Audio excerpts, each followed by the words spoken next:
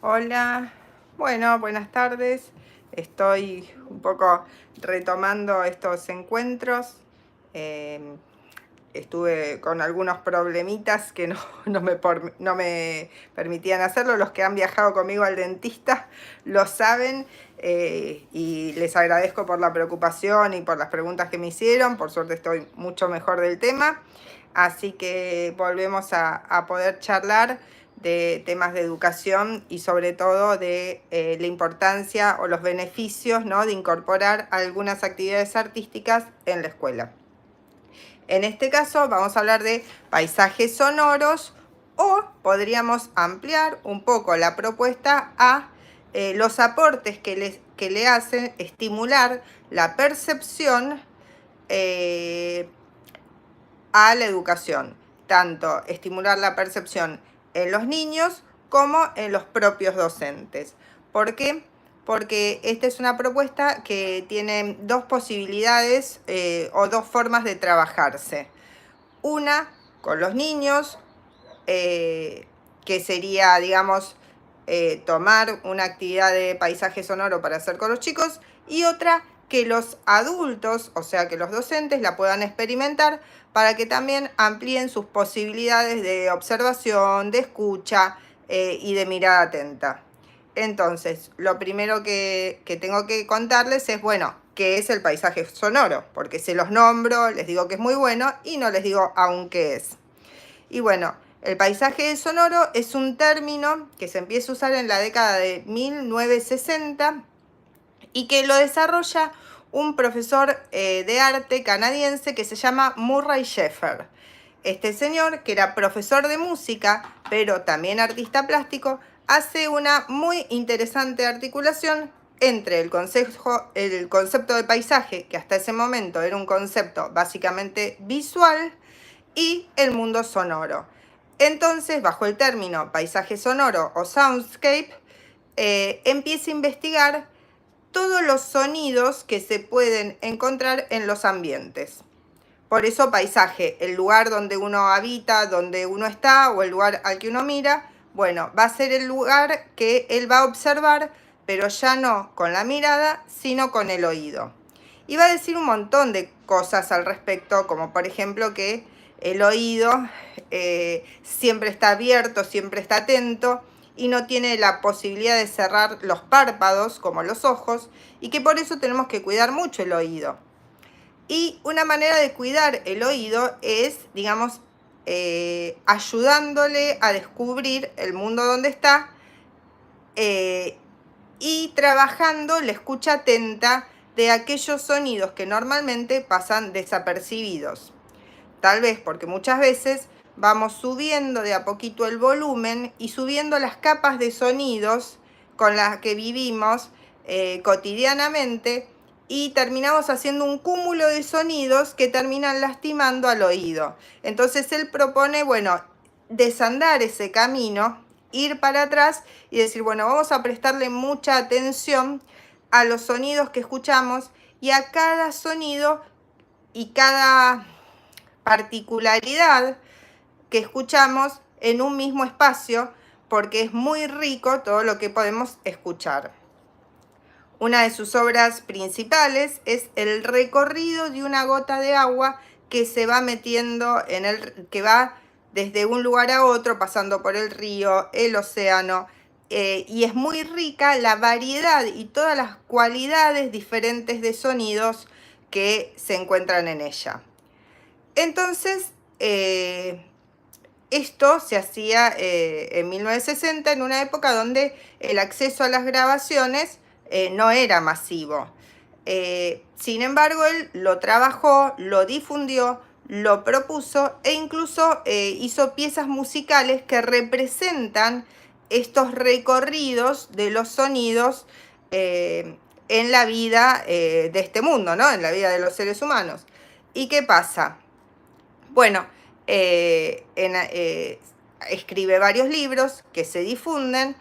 Bueno, hola a todos los que están saludando en el chat, gracias por acompañarme. Entonces, ¿qué pasa con el concepto de paisaje sonoro de Murray Schafer? Se empieza a difundir en el mundo a través de sus libros y diferentes profesores de arte lo fuimos tomando a lo largo de nuestras historias de trabajo.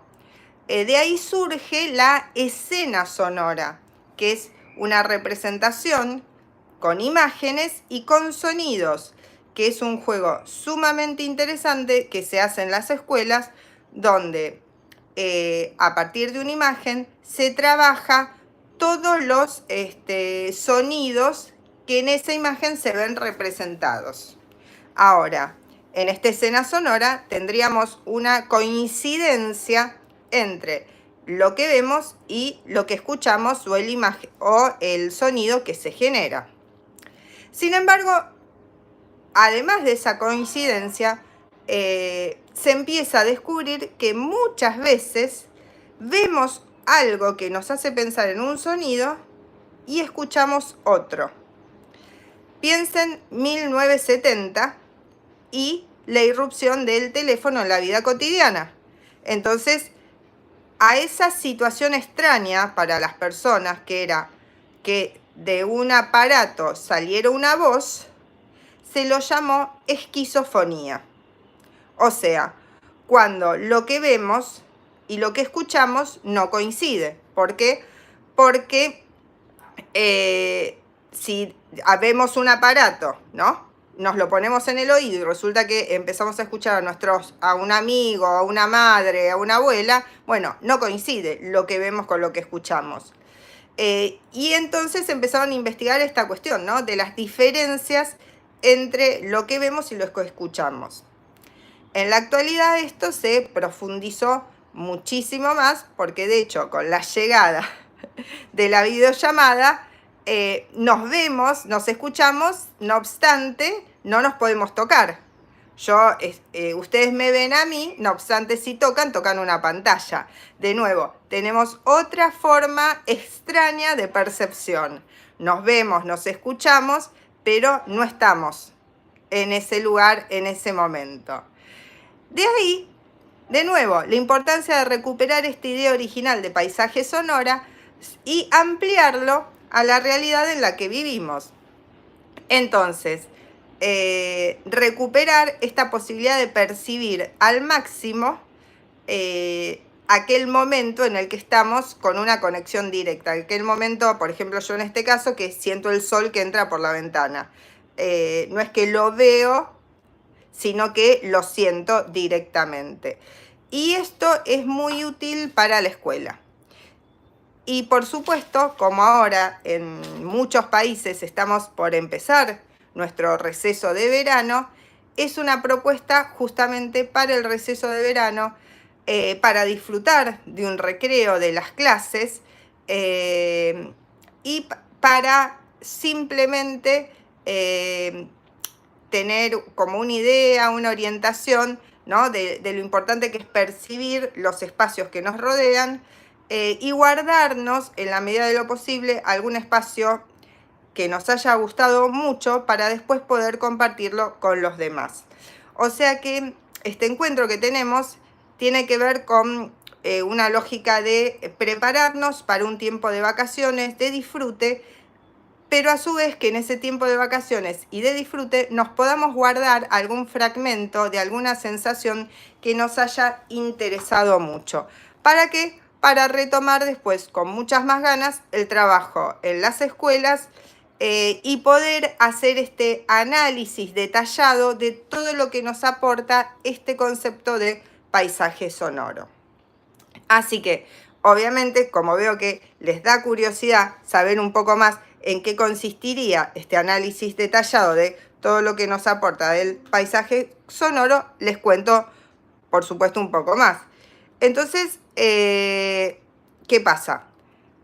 Nos guardamos ese recuerdo, lo podemos guardar, por supuesto, con una tecnología, con un video, con un audio, con una foto, para después recrearlo. O simplemente guardarlo en el recuerdo y también recrearlo desde ese recuerdo. Ahora, ¿qué vamos a trabajar en la escuela? Bueno, compartir estos momentos, ya sea a través de la imagen que reproducimos, el sonido o la palabra, ¿no? Contar de qué se trató ese paisaje sonoro para después ir reconstruyéndolo y viendo cómo lo volvemos a armar desde la producción escolar. Entonces tenemos varios recorridos que hacer, ¿no? Primero es el recorrido de compartir ese momento, ese lugar y esos sentimientos o sensaciones que se nos despertaron frente a esos sonidos o a esas imágenes. Después, cómo vamos a poder, de qué manera vamos a poder reproducir ese momento o ese lugar. Entonces empezamos a trabajar la selección de materiales, tanto sea para la reproducción de la imagen como para la reproducción del sonido. Y acá empezamos a poner muchos aspectos en juego de lo que es un proyecto educativo. ¿Por qué? Porque tenemos que empezar a seleccionar por categorías, ¿sí? ¿Con qué hacemos, con qué materiales vamos a trabajar los sonidos, con qué materiales vamos a trabajar la imagen y de qué manera vamos a hacer una secuencia donde podamos desarrollar esos sonidos con esas imágenes?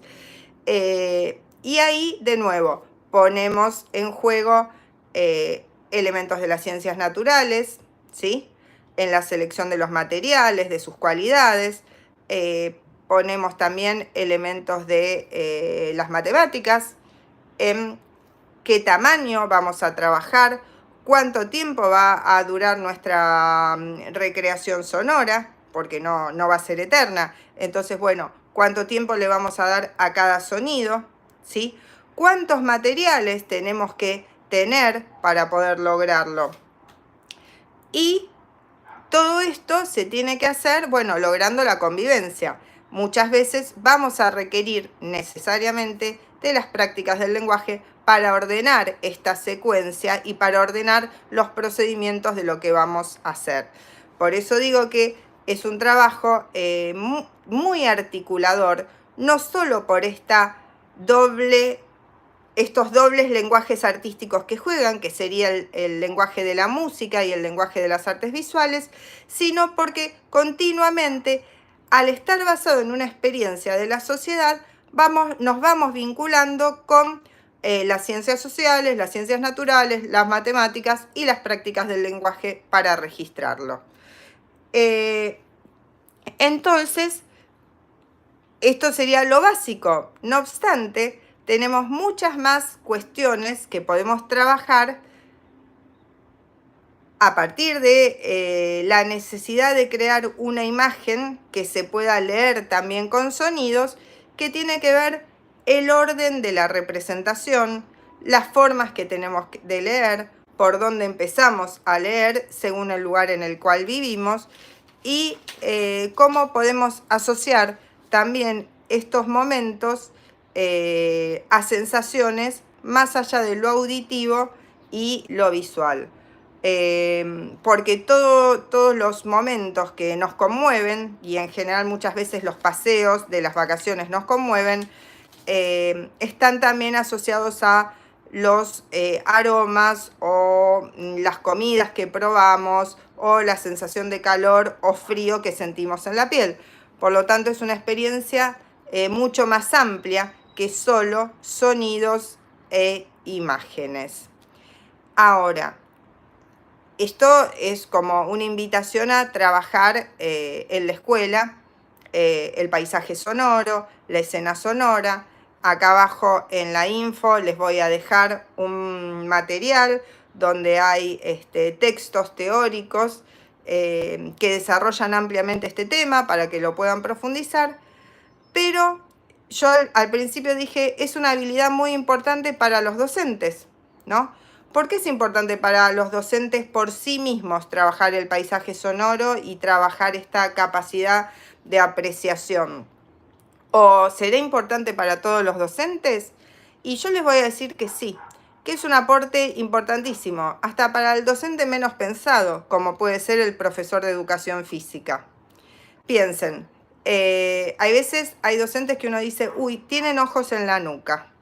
¿Por qué? Porque están mirando, por ejemplo, trabajando una actividad deportiva en un lugar, pero también se dieron cuenta que atrás pasaba otra cosa en el patio y le dijeron al chico que estaba en una situación de peligro, vení, o mira que esto no, o acércate, o vamos a ver qué pasa con esto otro. Esos profesores que uno cree que tienen ojos en la nuca, en realidad lo que tienen es muy bien desarrollado el sentido del oído. Y el sentido del oído se desarrolla a través de escuchar y prestar atención a cada uno de los sonidos que se escuchan. Por eso, esta actividad del paisaje sonoro es sumamente enriquecedora para los profesores de educación física. Aunque ellos no sean expertos en arte, pero sí van a beneficiarse de tener esta habilidad de prestar atención y de poder escuchar con un oído atento aquellos sonidos que son importantes en la vida de, en general, un patio o un espacio deportivo. Por otro lado, la mirada atenta de los niños es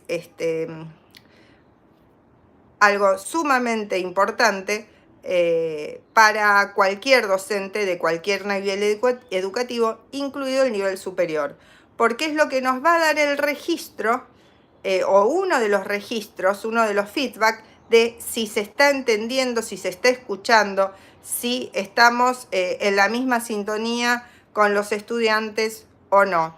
Así que, aunque el docente diga, bueno, pero yo soy un docente de química de nivel superior y a mí no me interesa trabajar el paisaje sonoro con mis alumnos. Y no va a ser tu tema. No obstante, también sería muy interesante que hagas esta experiencia de escuchar atentamente. ¿Por qué? Porque vas a ver que te va a generar mayor agudeza visual y auditiva y perceptiva para ver si tus alumnos están o no siguiendo el tema de tu clase. Así que esto lo quería decir porque a veces parece que las actividades, ¿no?, de artística solo benefician a los niños, pero también benefician a los adultos. La verdad es que las actividades artísticas articuladoras nos benefician a todos y eso me gusta decirlo para que quede bien claro.